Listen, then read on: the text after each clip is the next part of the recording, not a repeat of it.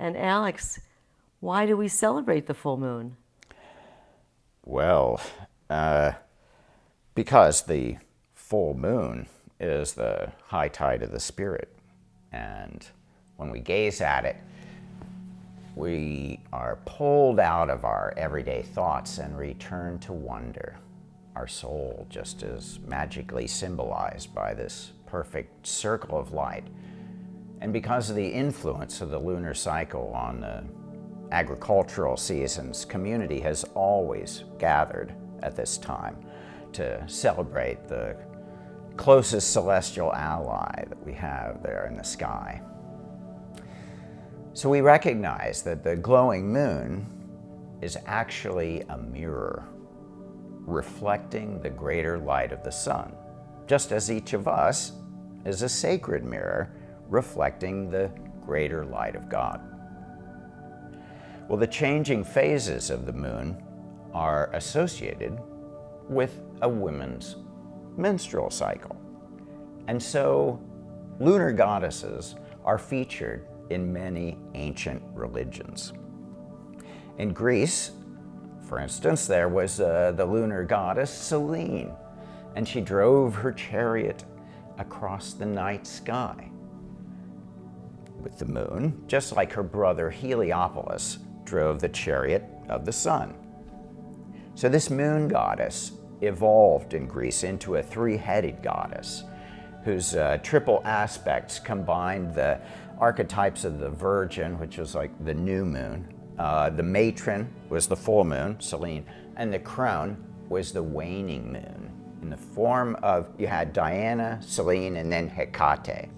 So the lunar goddesses was the great goddess, the giver of all things in her waxing phase, and the destroyer of all things in her waning phase.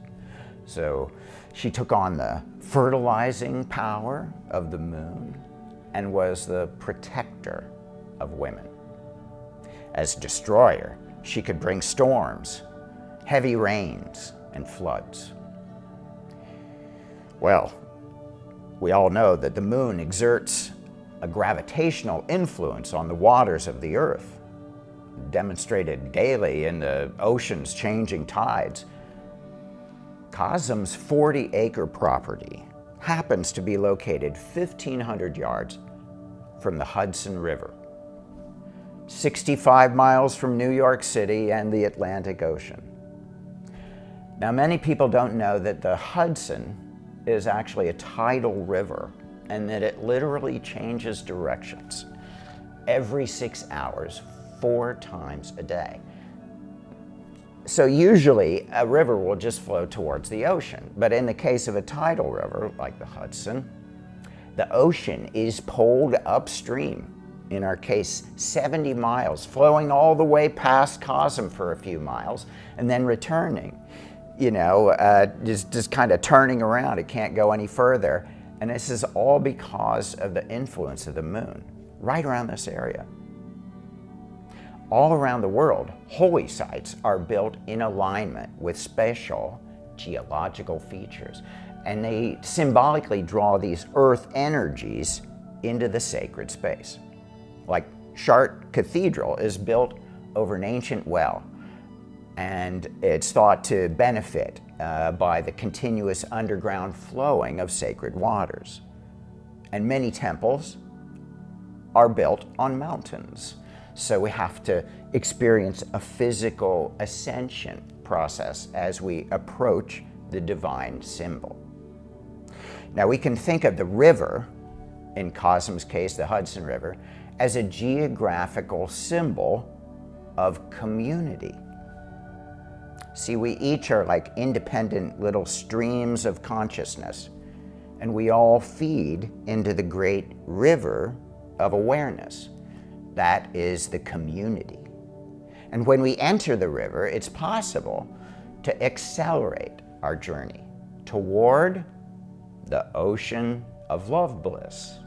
We collectively bond in the river and then dissolve into the boundless ocean of spirit, charging up our batteries and renewing our nows And thinking symbolically about the tidal Hudson River, the Moon River, it's part of this body of water.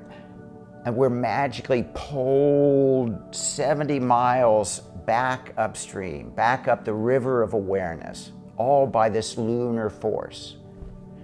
So CoSM rests within that lunar vortex, and it helps us imagine that we're symbolically swimming and being empowered by that ocean of love that just is flowing in the watery vibrations of our souls.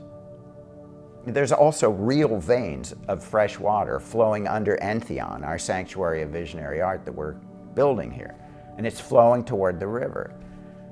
Oh, we are truly fortunate. It's this property in the town of Wappinger. Wappinger is the name of our town, and originally it was the name of the native people who once lived in this part of the Hudson Valley. So, of course, they didn't call it the Hudson River. They called it the Mohicanituck, the great flow that goes both ways. So they would take their canoes and enter the river, and they'd visit the other Wappinger tribes who lived up and down the Mohicanituck. And they would be trading, and they built a civilization in harmony with the environment for centuries. So with a name, you can reveal something meaningful and sacred. The native people understood, and they revered the river, calling it the Mohicanituck. And then along comes Hudson. The native people are slaughtered, pogromed, and the river becomes a sign of ego and conquest. And we forget all about the magical properties of the great flow that goes both ways. The ghosts of the Wappinger people are still here. And we send them our undying respect, remembrance, and love. And the first structure that we built here at CoSM on this land was a stacked stone cairn. And we learned that this was the custom of the native people in this area. And we had the name Wappinger carved in bluestone and set into this cairn.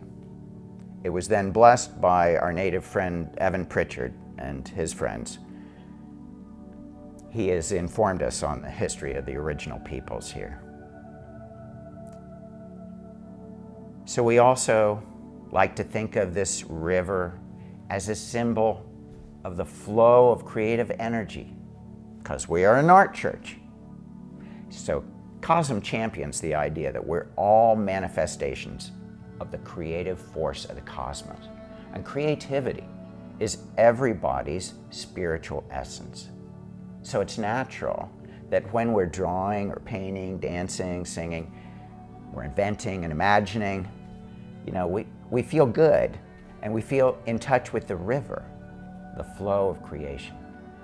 The flow of consciousness that goes both ways, really. From spirit, we're inspired, comes into matter, and then takes us back to spirit. Creation is redemption. Creativity is evolution in our own hands.